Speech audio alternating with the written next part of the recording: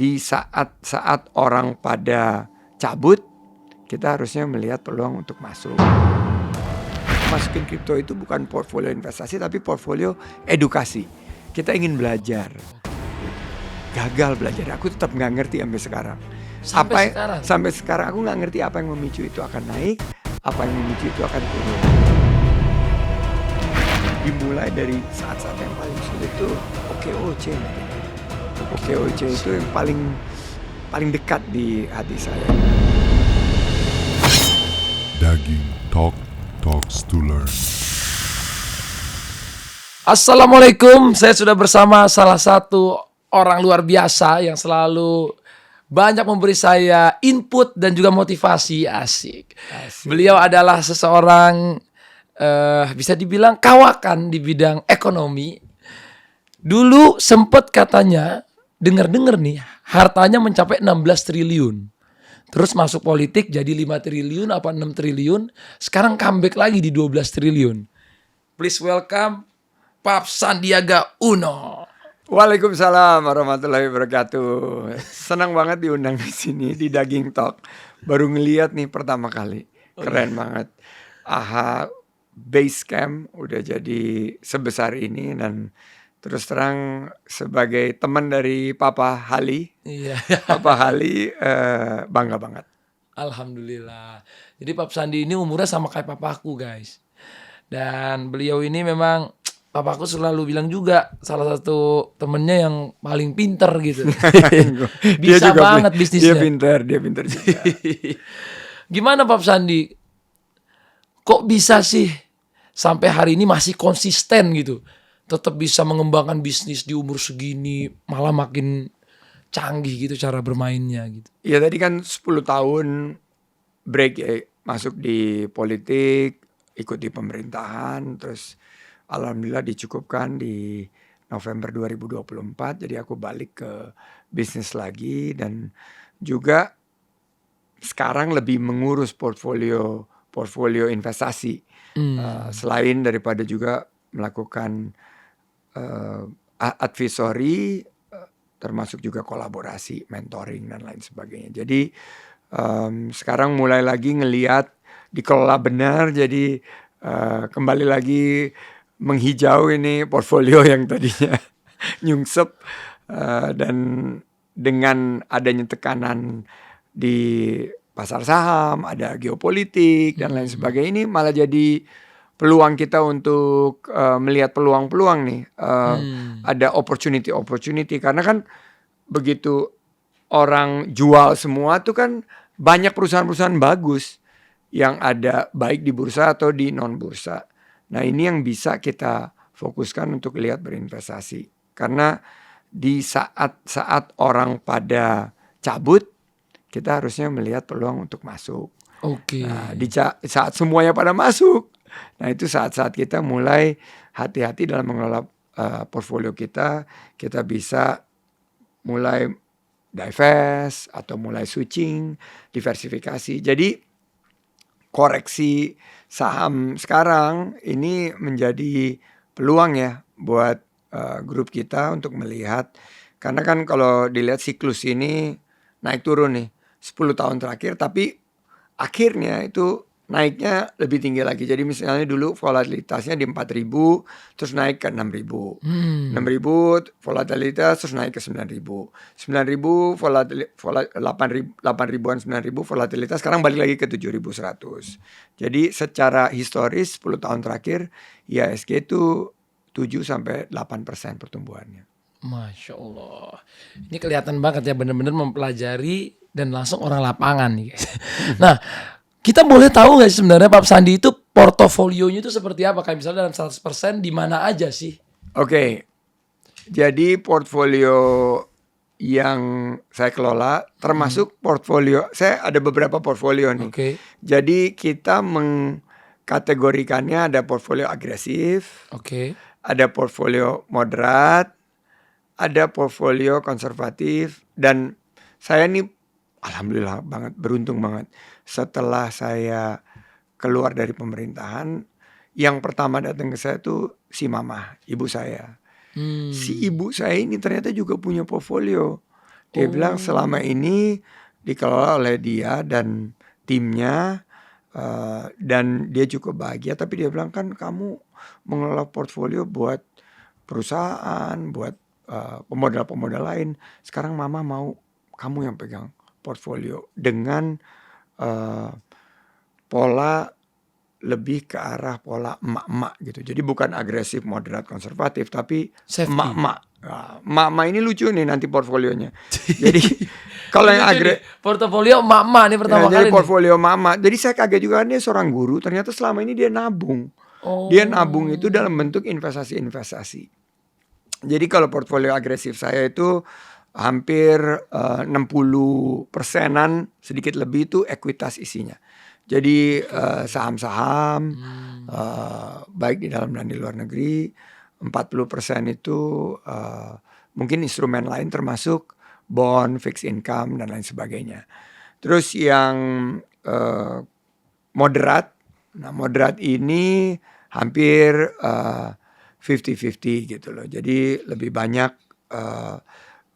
banyak instrumen seperti fixed income dibandingkan portfolio sebelumnya.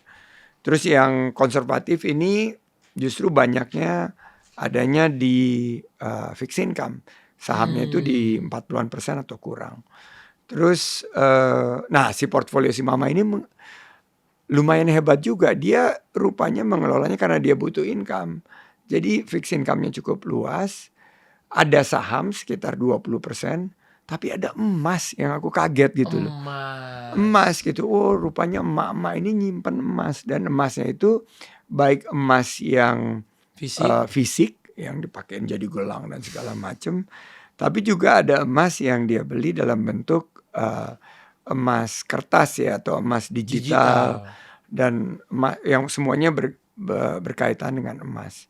Jadi begitu saya lihat ya, memang dalam volatilitas seperti ini, portfolio si mama ini yang paling resilient. Si emak-emak punya portfolio ini resilient karena emasnya naik. Sahamnya sedikit, cuma 20%. Dia fixed income karena dia butuh pemasukan, kan biasanya bond, dan bondnya itu dia simpennya di US dollar banyaknya. Jadi dengan seperti ini, portfolio mama itu yang paling tangguh. Nah, beberapa portfolio saya ini sekarang lagi melakukan adjustment, dan saya lihat bahwa ya kalau memang sekarang kan ada koreksi 10-15%, mungkin lebih ya. Ini masih normal dari segi investasi karena fundamental Indonesia nggak berubah, bro Aha, bro Ata. Jadi karena kita masih bertumbuh 5%. 5%, 5,something% itu kan berarti pertumbuhan yang real. Jadi ada konsumsi dari masyarakat. Kita lihat aja pertumbuhan dari perusahaan-perusahaan yang solid itu masih semuanya surplus, masih profit, dan profitnya kuat. Setelah itu kita lihat inflasi itu terjaga tahun lalu di sekitaran 3%. Jadi kalau saya lihat ini ada, apalagi kemarin karena pada mau liburan, mau pegang cash, mereka jual sahamnya, mereka nggak mau ambil posisi. Siapa tahu ada eskalasi di Timur Tengah sehingga lebih jeblok lagi. Mereka seminggu ini nggak trading kan. Sementara Amerika, Singapura, Hong Kong, Eropa kan trading terus. Jadi untuk nggak menghadapi kemungkinan jeblok, mereka jual dulu biasanya. Itu fine. Mereka turun 3% kemarin. Nah, saya melihat bahwa ini adalah bagian dari karena 40% kepemilikan di pasar saham kita itu kan masih dimiliki oleh investor asing. Jadi mereka juga akan exit dulu gitu. Tapi kalau saya lihat ini akan volatilitasnya ini akan semakin meningkat mungkin 6, 10, 12 bulan ke depan. Jadi harus be strong ya kita dalam harus 6 sampai 12 punya bulan ini ya. Harus punya nyali yang kuat. Harus punya nyali yang kuat. Nah, untuk di era sekarang menurut Pak Sandi gitu ya, di era yang kita itu ketidakpastiannya terlalu tinggi nih dengan adanya perang dunia dan lain-lain. Sebenarnya investasi apa sih yang paling cocok gitu untuk generasi milenial dan Gen Z di luar sana gitu? Jadi generasi milenial Gen Z itu sekitar 30-an lah ya.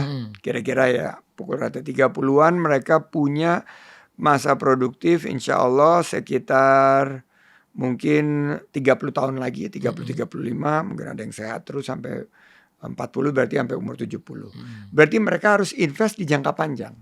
Mereka harus invest di long term. Nah, saya selalu bilang ini ke teman-teman Gen Z sama milenial. Saya punya filosofi investasi itu adalah invest for the long term, berbasis fundamental. Berarti kita nggak boleh panik nih kalau lagi ada naik turun seperti ini. Kita juga nggak boleh ngelihat short term, menggunakan short term data untuk mengambil keputusan long term. Jadi kita lihat dulu long term nih, secara horizon investasi jangka panjang kita, Indonesia masih menarik nggak? Saya percaya masih menarik karena Indonesia menuju Indonesia Emas 2045. Mudah-mudahan pemerintah sekarang, Pak Prabowo dan timnya bisa mengeksekusi strategi menuju Indonesia Emas 2045 ini dengan sangat-sangat detailed. Dan saya lihat investor-investor yang jangka panjang melihat koreksi ini sebagai peluang, momentum untuk justru mulai selective investing di perusahaan-perusahaan yang jangka panjang.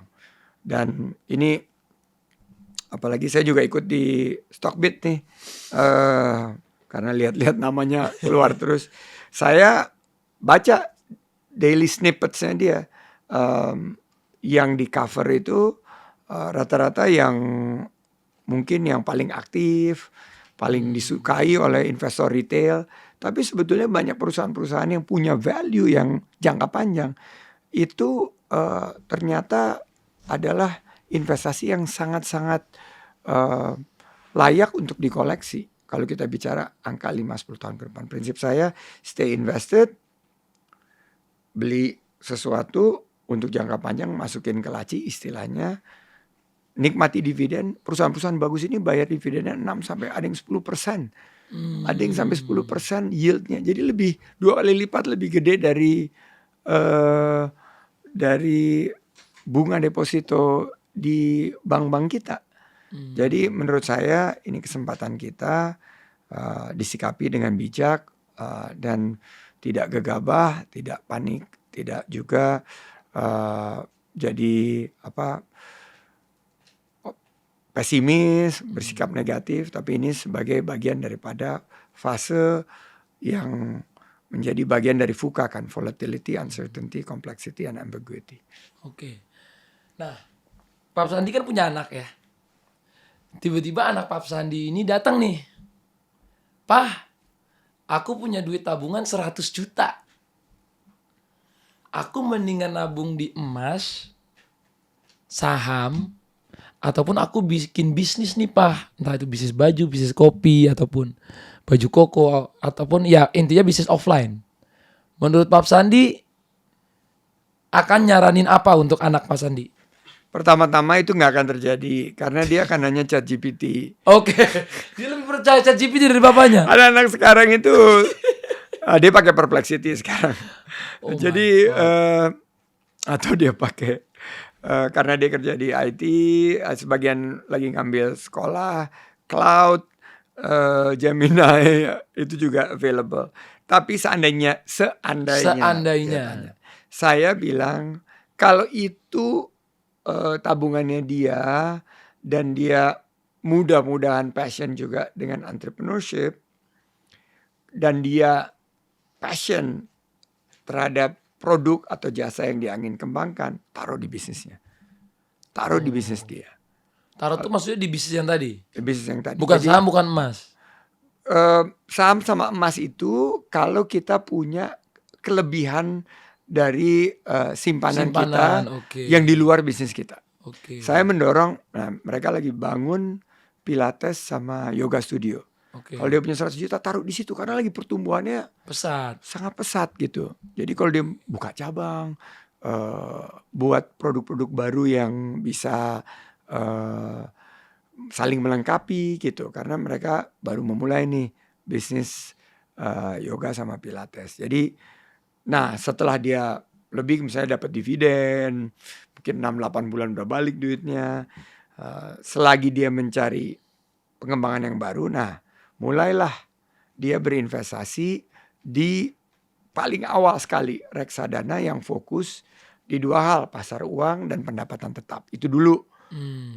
Dan produk-produk yang menarik itu ada Indonesia bond yang US dollar, dan juga itu mungkin sekitar 60-an%. Jadi dia mulai dulu moderat, terus 40-an% lebih itu saham-sahamnya yang saham-saham long term yang menjadi proksi ekonomi kita. Dilihat aja saham top 5 dari masing-masing sektor yang valuasinya masih masuk akal gitulah. Jadi Saham-saham bank gitu ya. bank bagus banget, Bank bank Himbara, ada BCA tuh bagus. Terus juga kita lihat ada perusahaan-perusahaan yang selama ini bayar dividen, lihatnya perusahaan yang bayar dividen aja lah. Kalau perusahaan yang bayar dividen rutin, mereka juga nggak terjebak timing pasar nih, perusahaan-perusahaan yang ya istilahnya sangat memiliki kemampuan mencetak value yang luar biasa buat shareholders. Nah ini saatnya mereka membangun portfolio jangka panjang. Bukan hanya, saya suka tanya nih ada teman saya nih, namanya Yono.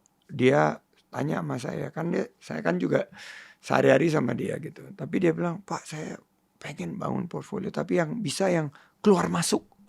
Yang keluar masuk Yang gitu. cepat. Yang cepat. Yang ambil untung langsung. Yang ambil untung langsung. Nah menurut saya nggak ahli kalau trading. Saya lebih baik ngomong, nggak ahli saya trading. Karena saya harus ada di depan screen tiap hari. Tapi kalau untuk jangka panjang, saya memberikan saran sektor-sektor yang Indonesia menjadi sektor unggulan ya. Perbankan misalnya, itu kan proksi ekonomi. Begitu ekonomi kita tumbuh bagus, perbankan biasanya tumbuh bagus. Terus sektor energi yang dikembangkan Presiden, sektor pangan, ini kan bagus sekali gitu. Dari tadi aku nggak ada denger Pak Sandi ngomong soal kripto. Nah, menarik. Kenapa Pak Sandi nggak ada ngomong soal kripto? Jadi setahun yang lalu, mulainya 2020, ada anak muda datang ke saya namanya Timothy. Bro Tim. Jadi datang terus dia tanya-tanya mengenai saham, terus dia bangun portfolio sahamnya. Tapi terus dia bilang bahwa dia sebetulnya big in crypto. Terus saya ya sambil saya perhatiin terus, saya perhatiin naik mulai dari di bawah 50.000 sampai ke angka waktu itu berapa 80.000.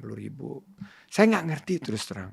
Saya coba dalamin, saya coba belajar. Nah tahun lalu karena saya punya kesempatan mengelola portfolio lebih bagus, akhirnya saya mulai masuk. Tapi sangat-sangat sedikit di kripto. Saya ambil exposure baru. Walaupun para penasehat portfolio saya itu kan kita pakai penasehat portfolio manager yang lain. Mereka nggak menyarankan gitu loh. Terus alhamdulillah naik waktu itu, tapi karena naiknya ketinggian itu sempat 120.000, kita sempat exit. Exit. Saya exit, sebagian di bawah, sebagian ada untung sedikit, sebagian alhamdulillah untungnya lumayan. Nah, karena kita udah keluar dari band kita waktu itu, kalau segini, sembari kita belajar karena kita masukin kripto itu bukan portfolio investasi tapi portfolio edukasi. Kita ingin belajar, gitu loh. Gagal belajar, aku tetap nggak ngerti sampai sekarang. Sampai sekarang aku nggak ngerti apa yang memicu itu akan naik, apa yang memicu itu akan turun. Karena kadang-kadang kan mestinya perang kayak gini ini akan naik luar biasa kan kripto, mestinya. Tapi kan ternyata belum terlihat kenaikannya, masih ada di level yang sekarang ini. Jadi waktu itu saya menganalogikannya kalau ada penguatan dolar Amerika, ada ketidakpastian, ada ketegangan politik, ada perang, ini pasti kripto naik. Atau kebijakan suku bunga global yang berubah. Tapi ternyata ini malah justru drop gitu. Jadi ketidakpastian geopolitik ini saya lihat sekarang mencari safe haven ya. Salah satunya emas, salah satunya minyak yang kemarin. Tapi kripto ini belum terbentuk sebagai apakah ini safe haven, medium of payment udah. Saya udah lihat orang beli villa di Bali pakai kripto udah. Tapi untuk investment saya belum sampai di level itu. Jadi Pak Sandi sempat nyoba ya? Sempat ya bagian dari portfolio. Kalau altcoin selain kripto enggak? Selain hanya Bitcoin BTC, enggak? Hanya BTC. BTC only. Oke. Ini makin menarik guys.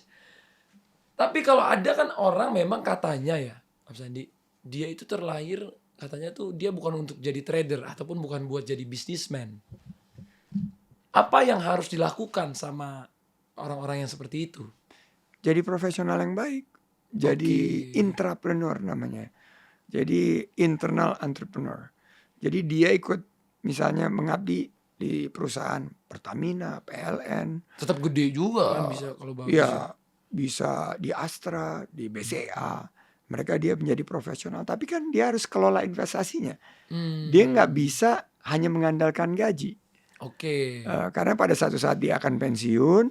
Saat pensiun ini portfolio si mamah ini nih menunjukkan bahwa dia invest itu dari lama sebelumnya. Saya tanya, Mam, udah investasi? Ternyata udah lama sekali dia. Selagi dia masih produktif. Nah, sebagai profesional kita nggak hanya bisa mengandalkan gaji. Karena inflasi itu akan terus menggerogoti tabungan kita. Jadi kita harus berinvestasi. Investasi di portfolio yang tentunya bisa menjadi jaminan hari tua kita. Wow. Mantap. Nah, Pak Sandi, sekarang ini kan kita di fenomena apapun itu serba cepat.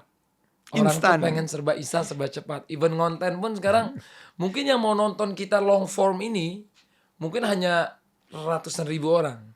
Wah, itu aja udah prestasi itu. Iya, tapi orang yang mau nonton di short form, nanti misalnya video ini di klip-klip, bisa puluhan juta, ratusan juta.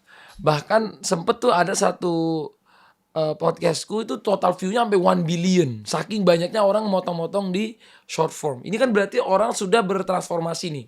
Dari sukanya video yang panjang ditonton, makin lama makin singkat, maunya ke intinya langsung. Intinya apa sih dari podcast ini? Dalam 30 detik. Nah, terjadilah sekarang ini anak-anak muda sekarang kan jadi pengen cepat juga. Cepat kaya, cepat berhasil, cepat sukses. What your thoughts about this situation? Ini menarik ya. Dulu tuh kita ingat nggak kita pernah YouTube long form berarti ya waktu Betul. itu. Kontennya 35 menit di channel saya. Iya. Yang nonton tuh sampai jutaan loh. Iya, gitu. betul. Itu rekor loh. Atta sama saya waktu itu. Iya. Jadi sekarang ini sudah tidak seperti itu dan semuanya dulu kan researchnya 7 menit. Oke. Sekarang berarti 30 detik. 30 detik, 45 detik, bahkan ada yang 15 detik. Ada yang 15 detik. Ini ikut menghinggapi di sektor investasi. Jadi orang juga nggak mau. Oke, untung 7%, 1 tahun 8%, 1 tahun itu kalau buat saya portfolio manager itu sangat respectable. Sangat salut gitu. Oh, Atta portfolio tahun lalu 8-12%. Hebat lu, Tak. Gila, itu canggih. Tapi harus maintain tahun per tahun. Sekarang orang maunya 8-12% dalam 1 hari gitu. Naik 1 hari 10%, langsung cash out gitu. Nah, ini yang menjadi tantangan. Karena kalau mau instant gratification atau instant cuan, kita itu ya trader mentality dan harus ada di depan screen tiap detik 24 jam 7 hari. Kalau kita tradingnya global ya. Kalau tradingnya cuma Indonesia ya mulai pasar buka sampai pasar tutup. Mereka day trader. Saya ketemu teman saya rumahnya di Parepare. Dia kemarin ikut kelas saya ke China. Kita belajar, Pak. Saya tanya, apa bisnisnya? Oh, saya day trader, Pak. Mereka banyak yang bilangnya scalper. Jadi dia lihat ada rekomendasi pagi-pagi. Terus dia trade sebelum jam 10. Tunggu posisi, naik sedikit, 2-3% dia jual. Nggak ada posisi yang terbuka hari itu. Jadi rata-rata ownership dari sebuah instrumen itu nggak nyampe 2-3 jam, 4 jam gitu. Jadi, nah dalam posisi seperti ini kita harus tingkatkan literasi. Bahwa kalau kita nggak di depan layar setiap detiknya, kalau itu bukan profesi kita, janganlah lakukan itu karena kita nggak akan mungkin bisa fokus. Kalau kita misalnya ngonten gitu, atau kita punya bisnis, atau kita menjadi profesional, kan kita tugasnya membangun bisnis kita menjadi profesional yang baik. Nggak bisa kita menjaga seperti teman saya yang di Parepare ini, tiap hari melototin screen aja. Jadi saya lihat bahwa untuk yang ingin instan cuan itulah profesimu. Tapi kalau yang mau cuan berkelanjutan, lakukanlah investasi dengan pola jangka panjang. Oke. Orang mungkin nggak tahu kalau Pap Sandi itu dulunya pernah diuji sebegitunya. Nah, sebegitunya itu menurut Pap Sandi apa ujian terbesar dalam hidup Pap Sandi? Nah, waktu saya di PHK itu ujian terbesar karena sama seperti profesional pada saat itu, saya membangun portfolio juga. Tapi portfolionya terlalu agresif, di mana 100% itu ada di ekuitas, ada di saham. Sehingga saat krisis keuangan Asia tahun 97 itu akhirnya saya kehilangan semuanya. Saya di PHK, tidak punya penghasilan, tidak punya pendapatan, tidak punya pekerjaan. Tahun berapa itu? Tahun 97, Tahun 97, 98, 97, waktu oke. reformasi. Oke. Nah, akhirnya yang terjadi waktu itu saya harus memulai dari bawah sekali. Mendapatkan pekerjaan tidak mungkin karena saya profesional dulunya. Akhirnya secara kecelakaan atau entrepreneur by accident saya memulai usaha di bidang konsultan keuangan. Dan akhirnya usaha tersebut dari 3 orang karyawan jatuh bangun bertahun-tahun sampai akhirnya sekarang menjadi grup usaha yang membawahi 30.000 karyawan di seluruh Indonesia. Nah, ini yang ujian yang saya ingin share kepada teman-teman Daging Talk. Jangan diulang gitu. Kalau kita seorang profesional, do not take over ambitious atau jangan do not build an over ambitious portfolio. Kita harus menjaganya untuk lebih moderat atau konservatif karena kita tentunya ada situasi global, geopolitik, situasi domestik internal, harga energi yang naik, harga logistik, perdagangan global juga melambat, ada Trump tarif war. Nah, ini di luar kekuasaan kita dan ekonomi Indonesia ini banyak sekali tergantung dari situasi global walaupun relatif resilient ya ekonomi kita. Dan konsumsi rumah tangga itu menyumbang 50% dari PDB, itu bagian daripada resiliensi kita. Tapi kita harus betul-betul melakukan pengelolaan keuangan secara bijak. Wow. Berarti bisa dibilang Pap Sandi itu kan waktu itu di PHK. Dan kapan Pap Sandi itu dapat 1 miliar pertama? Setelah di PHK itu. 1 miliar setelah di PHK ya? Iya. Jadi kalau bicara 100 juta, karena dulu profesional, Papa Ali juga pasti tahu. Kita dulu kalau di luar negeri kerjanya kan saya di diaspora kan, dulu kerjanya di Singapura. Itu bisalah dapat 100 juta. Tapi 1 miliar pertama saya itu saya dapatkan saat menjadi konsultan keuangan. Salah satu usaha kita yaitu berinvestasi di sebuah perusahaan yang kami menjadi konsultannya, dikasih kesempatan berinvestasi. Itu pabriknya ada di Batam. Kita selain mendapatkan fee dari konsultasi income juga ditawarkan mau ikutan nggak di saham itu. Nah, waktu itu kita memutuskan ikut di saham itu. Alhamdulillah walaupun sahamnya nggak signifikan, tapi dalam waktu 2 tahun perusahaan tersebut dijual dengan harga setelah krisis. Jadi beli pas krisis, jual setelah krisis. Ada kenaikan yang sangat luar biasa. Disitulah saya mendapatkan income pertama saya yang cukup signifikan. 1 miliar pertama. 1 miliar pertama. Berarti 5 tahun atau nggak nyampe? Itu 2 tahun. 2 tahun. 2 tahun. Wow.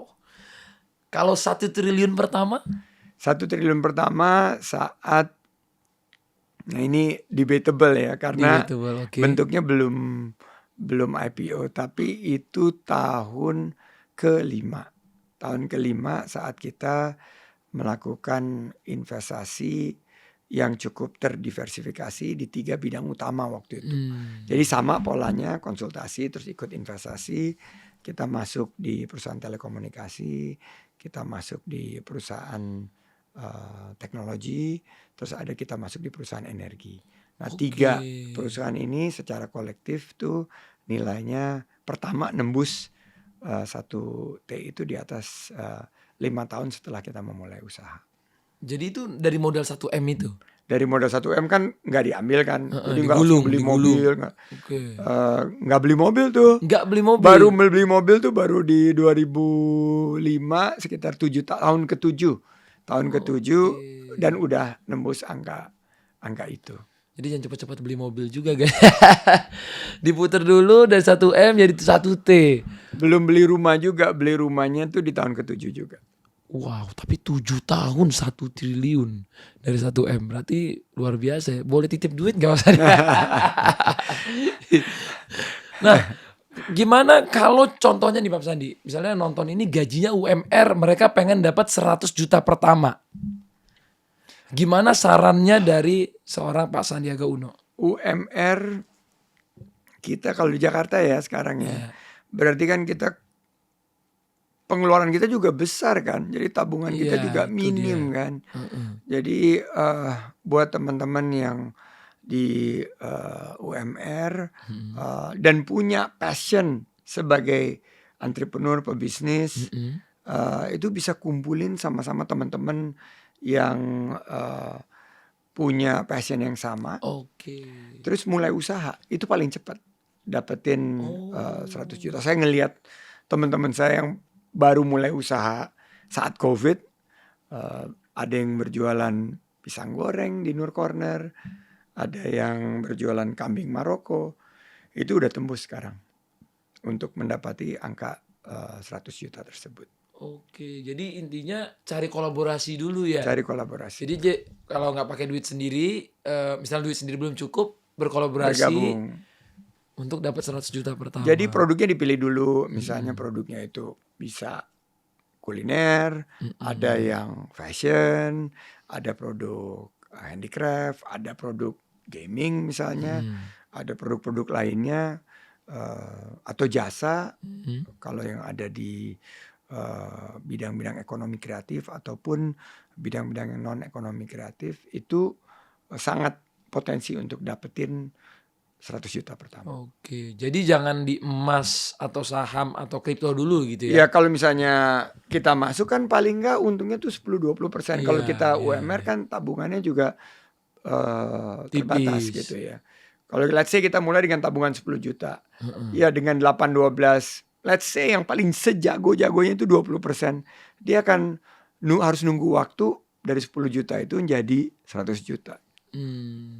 Karena pertumbuhan yang rasional sebagai seorang yang jago berinvestasi itu mungkin maksimal tuh 15-20%. Maksimal.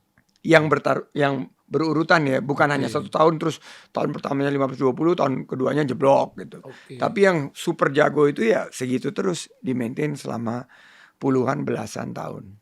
Nah, kalau Pak Sandi sendiri, kalau misalnya teman-teman ini pengen punya usaha atau bisnis, lebih baik mereka itu mengikuti passionnya atau mengikuti marketnya? Saya selalu percaya mengikuti passion. Karena passion itu yang akan ngedrive kita punya motivasi, kita punya eksekusi to the highest level. Jadi karena kita passion.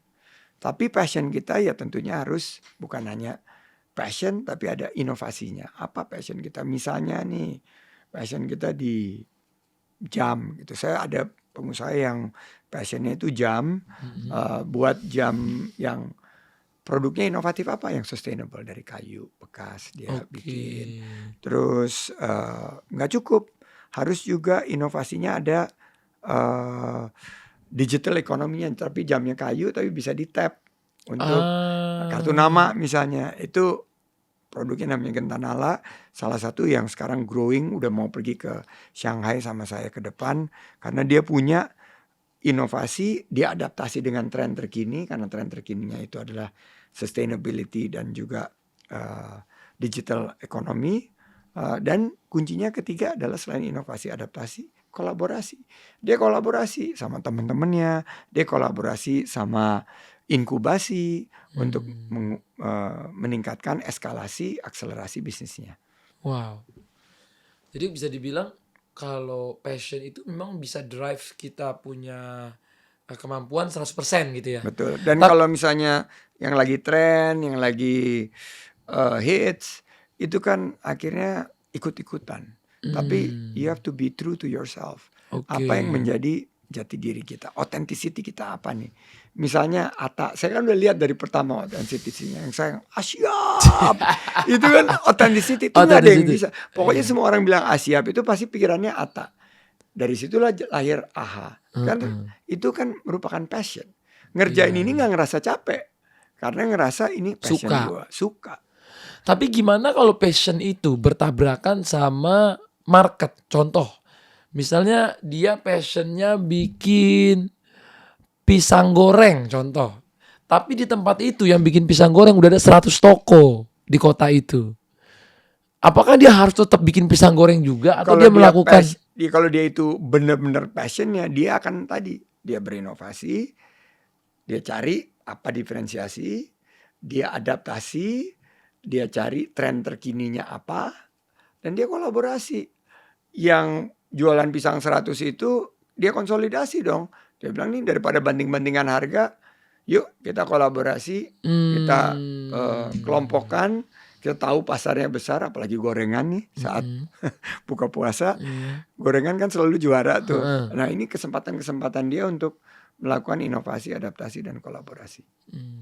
apa satu bisnis Pap Sandi yang sampai hari ini paling Pap Sandi banggakan? Banggakan kayak aku bikin ini tuh bangga banget deh. Sampai kalah deh bisnis-bisnis yang lain nih gue paling bangga gitu. Saking banyaknya nih.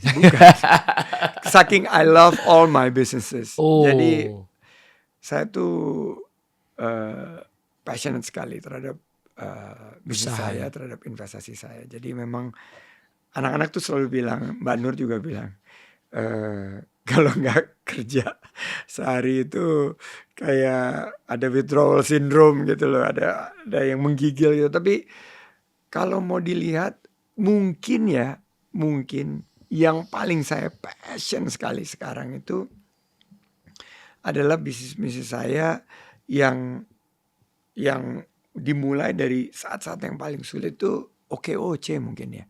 OKOC itu yang paling dekat di hati saya. Jadi OKOC ini kan dulu mulai saat susah banget. Saat 2016 waktu saya mulai keliling Jakarta. Waktu itu disuruh Pak Prabowo kan ngenalin sosok sebagai calon gubernur waktu itu.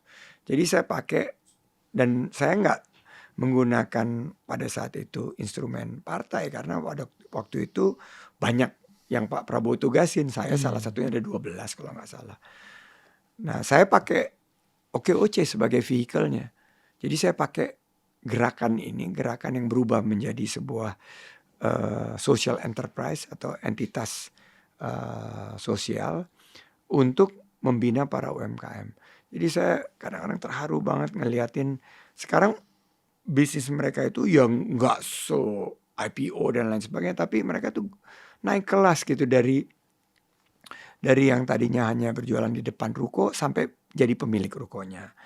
Dari tadinya bubur ayam yang dia punya jualnya 100-200 mangkok, sekarang bisa bubur ayam terenak se-Asia Tenggara itu bisa punya 3 cabang gitu loh.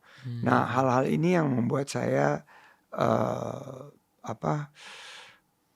semakin termotivasi gitu kalau kita bermitra, kita taruh investasi kita, baik itu bukan hanya uang ya, tapi kemampuan kita, skill set kita, kemampuan marketing kita di para UMKM ini. Insya Allah ya OKOC itu udah 600.000.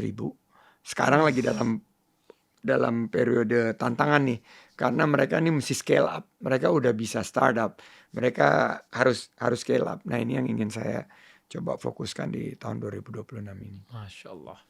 Nah, menurut Bapak untuk jadi pengusaha lebih penting dia pintar ataupun tahan banting? Lebih pintar dia jujur. Lebih baik dia jujur. Punya integritas. Nah urutannya gini, integritas, resilience, pintar. Oke, integritas, Resilience, tahan banting, baru pintar. Karena pintar itu bisa diajarin. Nah itu dia. Resilience lebih susah diajarin. Tahan banting lebih susah. Kalau integritas you are born with it.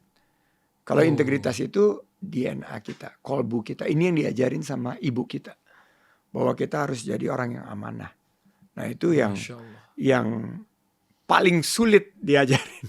Karena itu biasanya udah bawaan gitu. Dan orang kalau udah nggak punya integritas susah ya untuk Susah mau jadi pengusaha ya. Pengusaha itu kan modal utamanya kepercayaan. Jadi integritas itu yang jadi modal utamanya. Tapi kalau dia bisa usaha gara-gara tepu-tepu atau gara-gara begitu Nggak lama. nggak lama ya. Dan ya, Senjata makan Tuhan ya. senjata makan Tuhan banyak sih. Teman-teman saya juga gitu. Di atasnya sesaat terus langsung terpuruk gitu. Jadi mendingan kita punya integritas tuh nomor 1 guys. Nomor 2 tahan banting. Yang ketiga baru kepintaran. Karena kepintaran bisa diajarin. Masya Allah. Untuk 10 tahun ke depan. Apa saran dari seorang Pak Sandiaga Uno untuk para penonton di sini yang pengen jadi pengusaha? Dan usaha apa sih yang bagus sampai 10 tahun ke depan? Diversifikasi sumber pendapatan kita. Karena kebanyakan para pengusaha itu fokus kepada, dan ini bagus, fokus kepada usahanya dan dia totalitas gitu terhadap usahanya. Profesional itu fokus pada kerjanya, totalitas sama title-nya gitu. Nah, tapi kalau kita lihat diversifikasi bahwa kita mulai menjaga-jaga, kita mulai juga punya sumber pendapatan yang berbeda-beda gitu loh. Jadi bagusnya sih kalau sebagai seorang profesional 70-80% dari pendapatan di profesional, 20% di luar itu. Kalau pengusaha bagus 70 atau 60, 30, 40 dari usaha-usaha yang lain. Jadi misalnya nih saya sukses banget jadi pengusaha apparel lah. Kayak saya dulu punya hoodiesnya tuh apa namanya hoodiesnya Ata. Aha.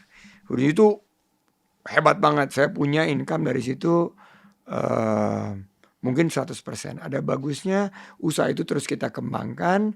Tapi 30% income lainnya saya ikutan juga di usaha teman yang saling complementary atau mungkin bisa juga saling membantu. Karena prinsip kerjasama itu kolaborasi ya, itu sangat penting dalam dunia usaha. Itu yang paling penting. 10 tahun ke depan, sektor-sektor yang berkembang itu 3. Selain sektor ekonomi kreatif yang selalu menjadi fondasi kita kan. Ekonomi kreatif itu seperti ini nih. Oke. Ini udah 8% dari ekonomi kita tanpa kita sadari. Ini ya, sosial media ya. Ekonomi kreatif secara Ekonomi kreatif, keseluruhan. Sosial media salah satunya. Nah, makanya saya waktu itu bangun G-Crafts kan. Iya betul. Sama Pak Kawendra, sama Pak Dasko waktu itu. Sekarang banyak banget yang melihat ini adalah sebuah fondasi ekonomi yang kuat. Ekonomi masa depan kita. Beralih dari ekonomi ekstraktif yang dulu. Dulu ekonominya ekstraktif kan. Pindah ke ekonomi kreatif. 10 tahun ke depan ini masih menjadi fondasi. Tapi ada 3 pilar. Saya menyebutnya sebagai cluster. 10 tahun ke depan. Pertama adalah digital economy. Ini digital economy. Karena ini bagian daripada digital pivot dari long form ke short form. Itu bagian dari pengetahuan tentang digital economy. Saya masuk di Muslim First, itu juga bagian daripada digital economy. Ini yang akan sangat menarik ke depan. Tapi enggak cukup. Ada 2 lagi yang sangat menarik. Yang kedua adalah green economy. Green economy. Jadi ekonomi-ekonomi yang berkaitan dengan sustainability, dengan keberlanjutan. Bisa itu energi efisiensi, dengan pengalihan ke kendaraan listrik misalnya. Atau solar panel. Atau kita lihat juga energi baru terbarukan lainnya. Atau pengelolaan sampah. Oke. Atau recycle, reuse, reduce. Atau kita lihat juga yang berkaitan dengan keberlanjutan lingkungan. Nah itu yang cluster terakhir yang sekarang lagi booming banget. Dan 10 tahun ke depan akan lebih booming lagi. Jadi ini green economy. Baru yang ketiga itu yang disebut wellness economy. Wellness economy. Ini yang lagi Waduh, itu meroket ya. Jadi dulu orang pikir industrinya ini hanya industri kesehatan. Rumah sakit, pharmaceutical, alat-alat kesehatan, alkes. Tapi sekarang ini bukan hanya kuratif dan rehabilitatif, tapi promotif dan preventif. Apa itu promotif dan preventif? Kalau nggak mau sakit, ya harus berinvestasi di tubuh kita dengan berolahraga. Nggak cukup olahraga, nutrisi. Makanan, minuman. Nggak cukup nutrisi, glowing skincare. Iya. Nggak cukup, giginya harus bagus, Iya. alisnya, terus makanannya yang sehat, nutrisinya ya. Jadi wellness ekonomi itu sekarang sangat luas ya, dan menjadi bagian daripada pilar pertumbuhan yang lebih sehat, lebih bugar untuk 10 tahun ke depan dan membuat negara kita ini yang akan makin solid. Wow, itu 3 pilar yang tadi udah dikasih tahu sama Pak Sandi. Mungkin gak ya negara kita ini, Indonesia, bisa jadi seperti Singapura, Dubai, Qatar, menurut Pak Sandi gitu kan? Kita sering main ke sana. Kok ini negara bisa begini? Apa karena mereka penduduknya sedikit? Atau kalau penduduk banyak kan memang challenging-nya lebih berat gitu? Fundamental ekonomi kita solid.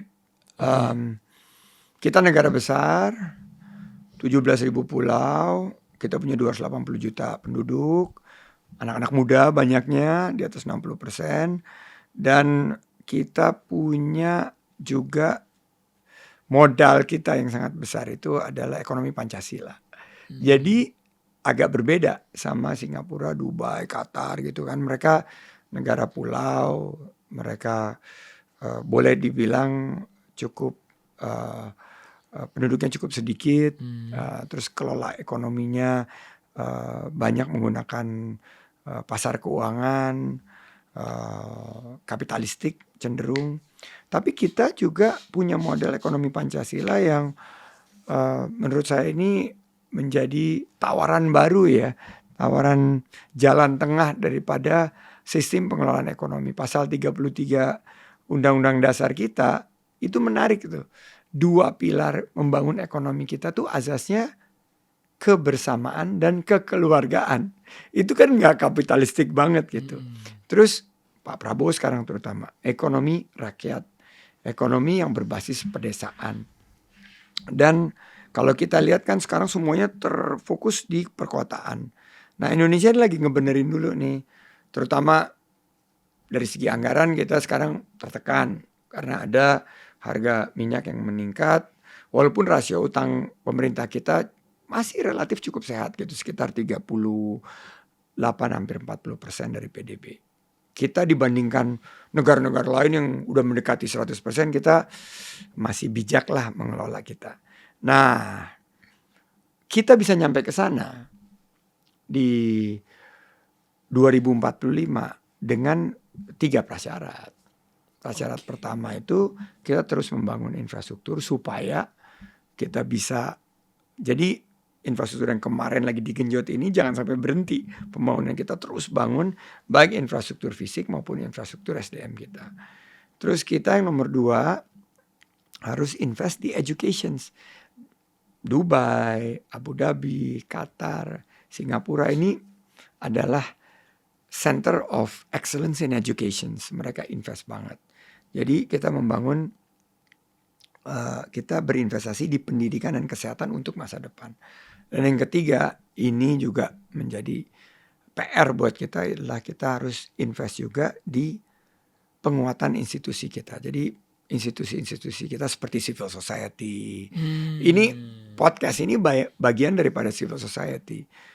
Bagaimana institusi-institusi pemerintah maupun non pemerintah itu kuat untuk membangun, termasuk korporasinya. Jadi Indonesian Incorporated itu harus kuat, profitnya harus bagus, penciptaan lapangan kerjanya tercipta, sehingga kita bisa sampai ke gerbang jembatan emas itu menuju 2045 Indonesia menjadi negara maju.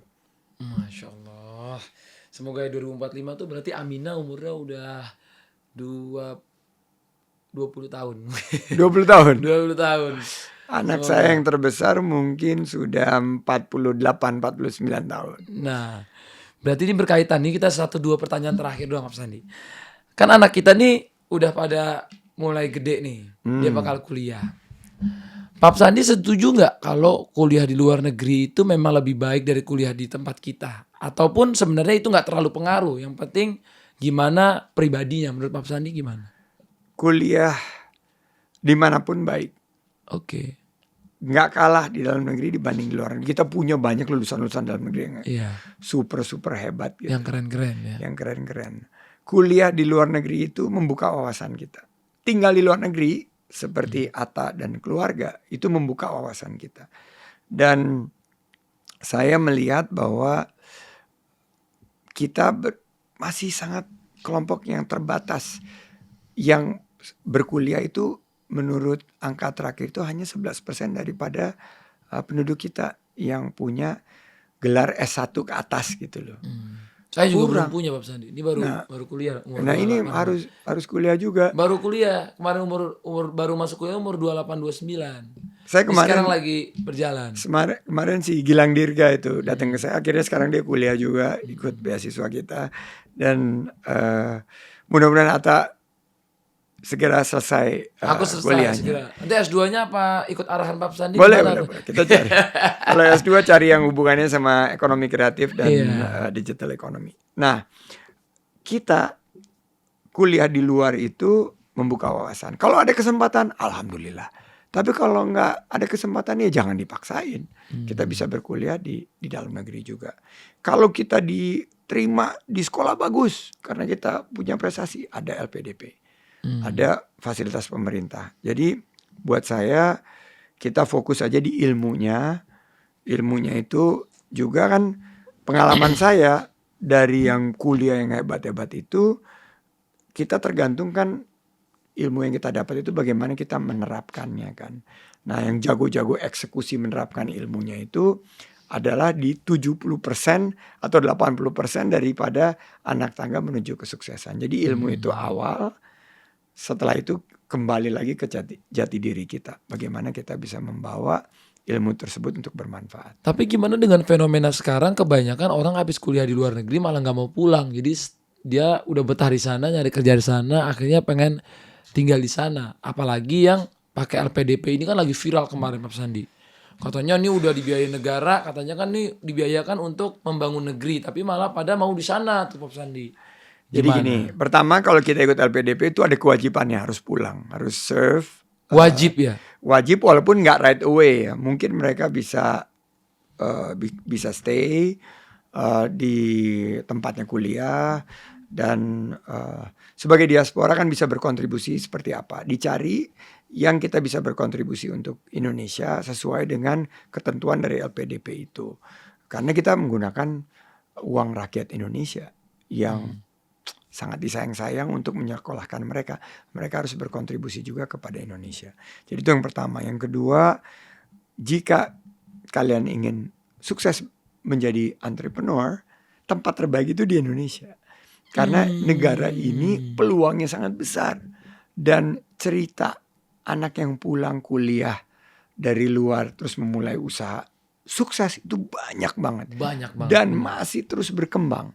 Dan 10-15 tahun ke depan menuju Indonesia 2045, ini peluang usahanya sangat besar. Dari ekonomi yang 1,3 triliun dolar sekarang kan kita menuju 5 triliun dolar dan beyond. Itu kan daging semua itu. Itu isinya 90% itu private sector. Private sector itu 90% itu 87% penciptaan UMKM-nya itu untuk lapangan kerja. Jadi dan mereka akan naik kelas. Usaha kecil menjadi menengah menjadi besar. Disinilah tempat mereka untuk memulai usaha. Di sini banyak peluangnya. Dan jika kita punya fondasi bisnis yang kuat, kita menjadi bagian dari kontribusi untuk Indonesia, nyampe tuh kita menjadi yang McKinsey bilang dari total 64 juta UMKM kita, 276 ribu itu harus naik kelas, harus graduate menjadi usaha-usaha yang besar. Dan dari usaha besar, 4 ribunya harus memiliki usaha yang berskala global. Wow. Itu kita akan punya ekonomi yang lebih baik ya ketika itu terjadi ya. Jadi buat anak-anak muda, invest di Indonesia, invest di masa depan kita. dan insya Allah kita bisa mencapai Indonesia Emas 2045. Masya Allah. Oke, last one question. Karena semuanya sudah berdaging, ini kalau Pak Sandi, kalau suatu hari Pak Sandi tiba-tiba diizinkan Allah menjadi seorang presiden. Ini kan aku tanyanya kalau ya Pak Sandi ya.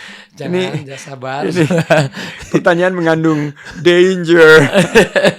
Kalau Pak Sandi suatu hari Allah jadikan seorang presiden Republik Indonesia, apa 5 hal yang akan Pak Sandi lakukan untuk negara kita? Gini deh, pertanyaannya dirubah boleh nggak? 5 hal yang kita bisa kasih kontribusi ke Pak Prabowo. 5 hal ya. Oh, diganti. Ganti aja. Karena ya kan dia sekarang presiden. Kan kita nggak tahu. Mungkin 5 hal ini udah dikerjain dulu sama Pak Prabowo. Tapi intinya jika kita punya kesempatan, dan presiden itu kan salah satu peluang kita untuk berkontribusi bagi negara yang sudah membesarkan kita. Kita nggak perlu, ya presiden itu cuma satu, tapi kan banyak jalan untuk bisa berkontribusi. Tapi seandainya, karena saya pernah ikut juga sama Pak Prabowo di 2019 ikut Pilpres, terima kasih bantuan Pak Atau gitu. Ampun. Siap. Terus sempat juga ikut Pak Jokowi, lihat betul dari dekat. Saya salah satu yang paling dekat sama Pak Jokowi waktu itu, sering banget dipanggil untuk diskusi berdua. Indonesia itu kalau kita boleh ngelakuin 5 hal yang paling terpenting untuk dilakukan sekarang ini, itu ya per hari ini ya, adalah yang tadi 3 hal yang saya bilang sudah menjadi prasyarat kita menuju Indonesia 2045 sudah di cover. Tapi kalau ada 5 hal, Indonesia ini punya peluang ya, kalau dilihat dari segi ekonomi kreatif misalnya.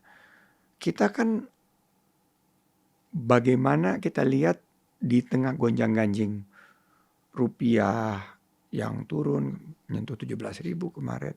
Ini kan peluang buat kita untuk paling pertama mengedepankan produk-produk anak-anak bangsa. Jadi kita buat masif aja dulu penggunaan produk-produk dalam negeri. Dulu ada programnya, program Aku Cinta Indonesia, tapi sangat terlalu luas ya. Harus memiliki sebuah, saya lihat tuh sukses di Korea, saya lihat sukses juga di Vietnam. Mereka bangga dan pakai dan beli produk-produk dalam negerinya. Itu akan memperkuat ekonomi kita secara betul-betul langsung terlihat gitu. Impor pasti akan turun, permintaan terhadap produk-produk Indonesia akan naik, lapangan akan kerja akan tercipta, dan bergeraklah ekonomi kita. Kedua, saya ngelihat bahwa yang paling saya pelajari juga, terutama dari case-nya Amerika, case-nya China, itu dari China konsep Special Economic Zone. Itu ada kawasan-kawasan ekonomi khusus yang selama ini orang ingin banyak berinvestasi, tapi regulasinya itu berubah-ubah, insentifnya belum cukup. Nah ini aja dulu kita fokusin di KEK kita yang banyak ini, tarik investasi sebanyak mungkin. Berikan jaminan mereka investasinya akan aman di Indonesia, dan pastikan mereka juga memperkuat tadi itu cluster ekonomi digital, cluster ekonomi green, cluster ekonomi wellness gitu. Itu fokus aja di situ untuk 3-5 tahun ke depan. Jadi itu yang kedua.